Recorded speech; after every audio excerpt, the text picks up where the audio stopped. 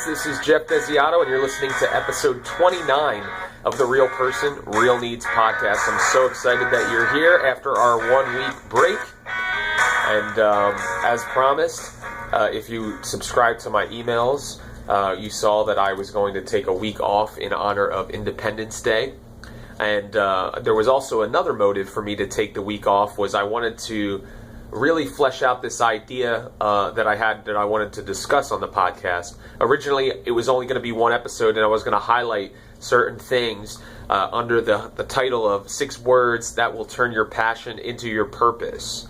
And originally, I think it was 3 words, then it was 4 words, 5 words, then it got up to 6 words, and I thought, okay, there's no way I could cram this all into one episode. So I'm going to do a mini-series within the podcast here, so you're definitely going to want to stick around, grab a pen, take notes, check out this episode, and you're not going to want to miss the next 6 episodes as we talk about 6 words that will turn your passion into your purpose. So what do I mean by that? Everybody talks about being passionate. If you don't have a passion, you have nothing. It's the fuel in the fire, as it were. But I read this article in the last maybe the last episode of the podcast, and there was this section in there, and it's an article by Ryan Holiday, and it's one of the ways that ego can derail your career, and that's what we talked about on the last episode. But this section really talked about being passionate, and I just want to read this, and this kind of what sparked the idea. It's an article from entrepreneur.com, and it's adapted from his book, Ego is the Enemy. And in section 3, it says, don't be passionate. And what he says is, early on in her ascendant political career, a visitor once spoke of Eleanor Roosevelt's passionate interest in a piece of social legislation. The person had meant it as a compliment, but Eleanor's response is illustrative.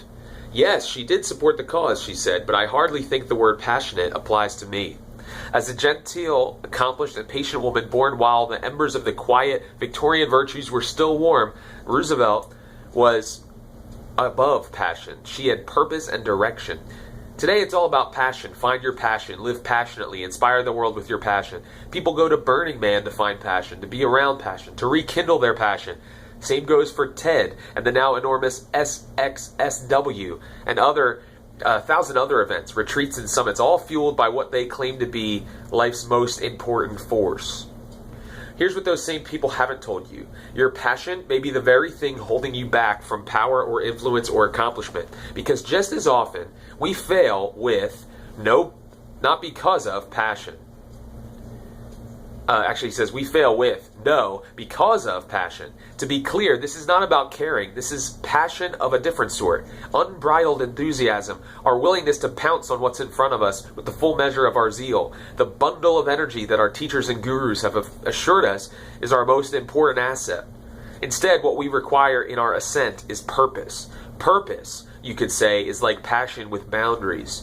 Passion is form over function. Purpose is function, function, function.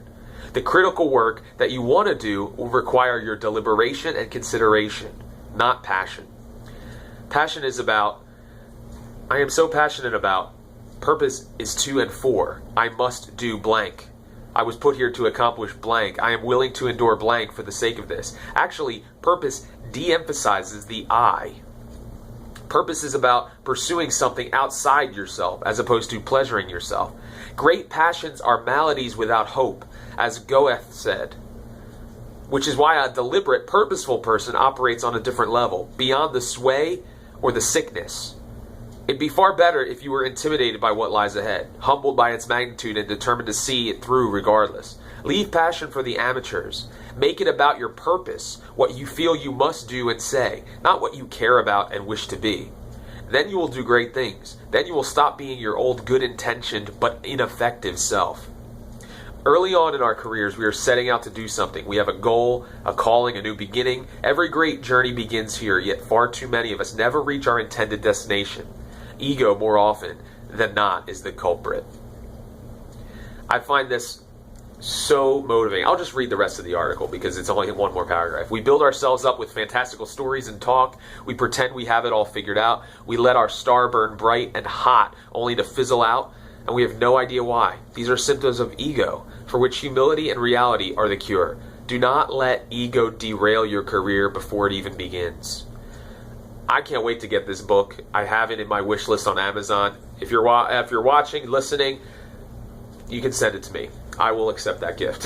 But that idea of passion being the overinflated, unbridled force that really accomplishes nothing. There's a lot of things that you're passionate about. I'm passionate about this or that. Everybody's passionate about something.